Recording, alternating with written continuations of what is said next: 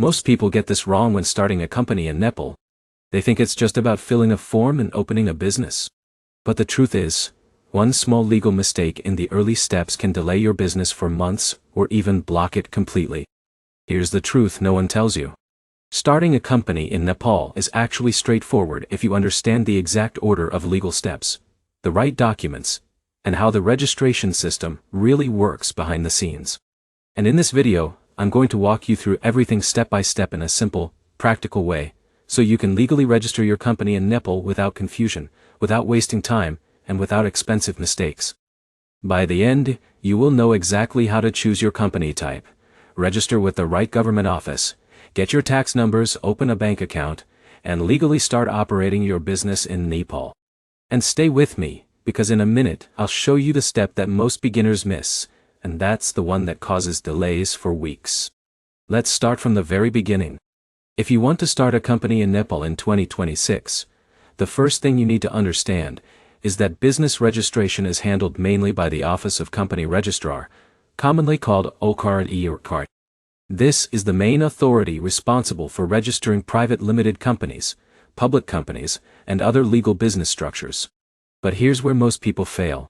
They jump straight into registration without deciding the correct business structure. And that leads to tax problems, ownership confusion, and legal limitations later. So before you even touch any forms, you need to choose your company type carefully. In Nepal, the most common structure for new entrepreneurs is a private limited company. This is because it offers limited liability, meaning your personal assets are protected if the business faces losses or debts. For example, if Alex starts a tech company in Kathmandu and the business fails, his personal house or savings are not automatically at risk if the company is registered properly as a private limited company. There are also sole proprietorships and partnerships, but those are usually simpler and less protected. So for most serious businesses, especially if you want to scale, private limited is the preferred option. Now here's where it gets interesting.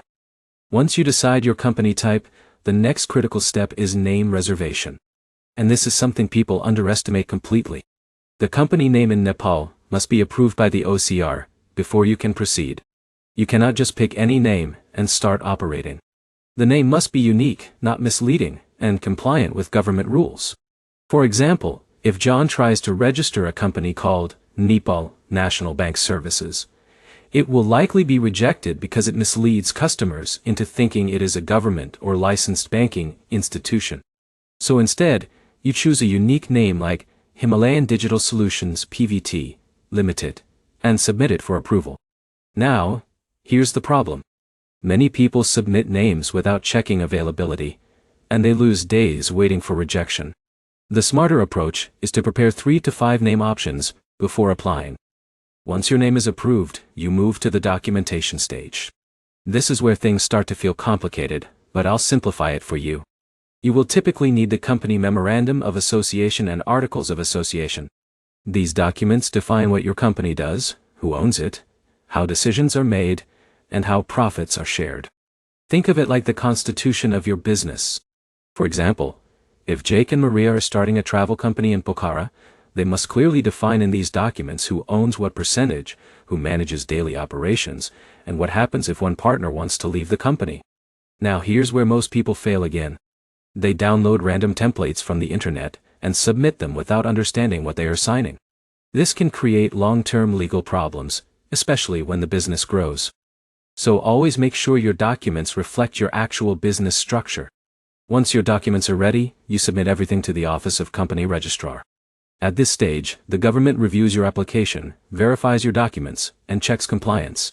If everything is correct, your company gets officially registered. But don't get too comfortable yet, because registration alone is not enough to start business operations in Nepal. In a minute, I'll show you the step that almost everyone forgets, and it's the one that actually allows you to legally earn money.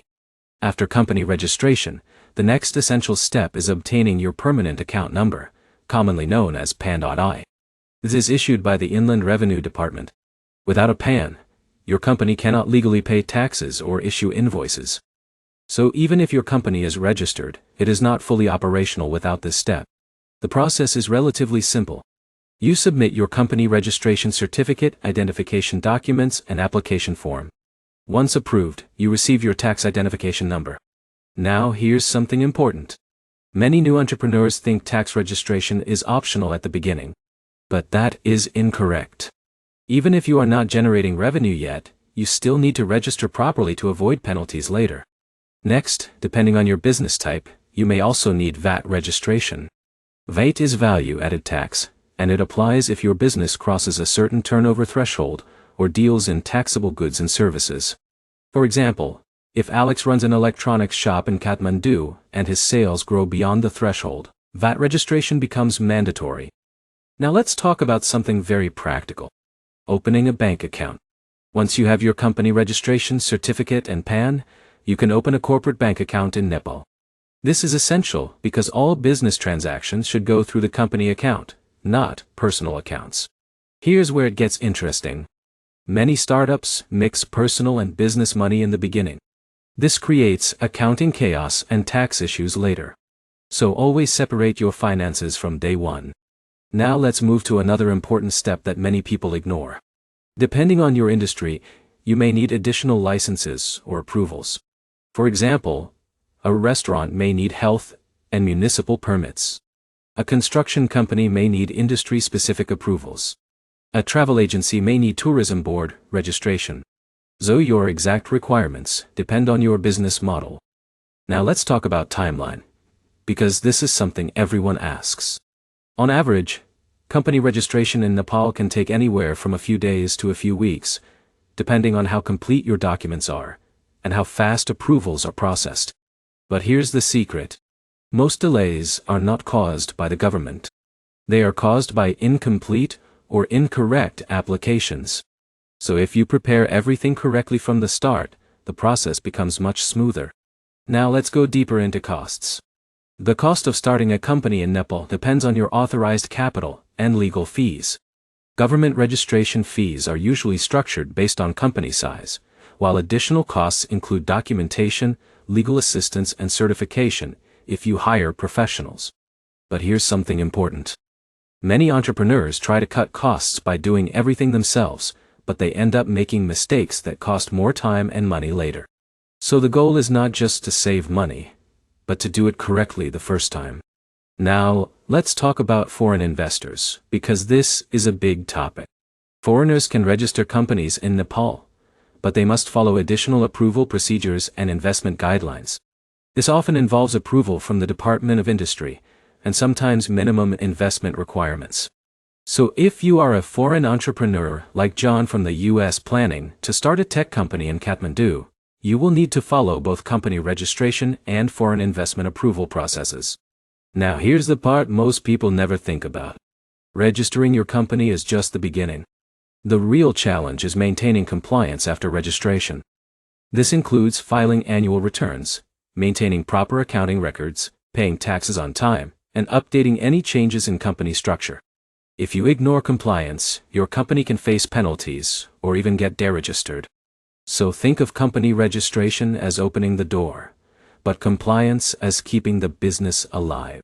Let's quickly go through the full process in a simple mental flow so everything is clear. First, you decide your company structure. Then you select and reserve your company name. Next, you prepare legal documents. After that, you register with the Office of Company Registrar. Then, you obtain your PAN from the tax office. If needed, you register for VAT. Then you open a business bank account. Finally, you apply for any industry-specific licenses and start operating legally. Now let's talk about common mistakes people make. One major mistake is rushing the name registration without research. Another mistake is copying legal documents without understanding them. A third mistake is mixing personal and business finances.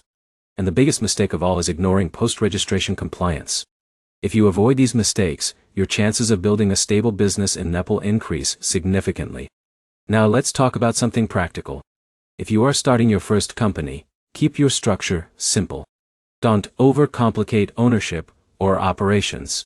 Start lean, validate your business idea, and scale gradually.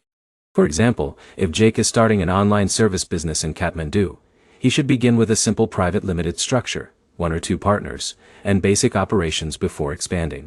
Now, here's your key takeaway. Starting a company in Nepal is not difficult, but it is procedural.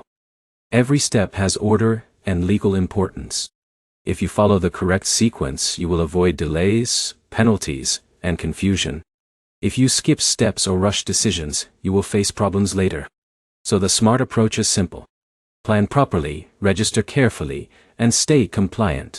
If you found this guide helpful, like the video, drop a comment with your business idea, and subscribe for more step-by-step business guides like this. Because the more you understand these systems, the easier it becomes to build and scale your business anywhere.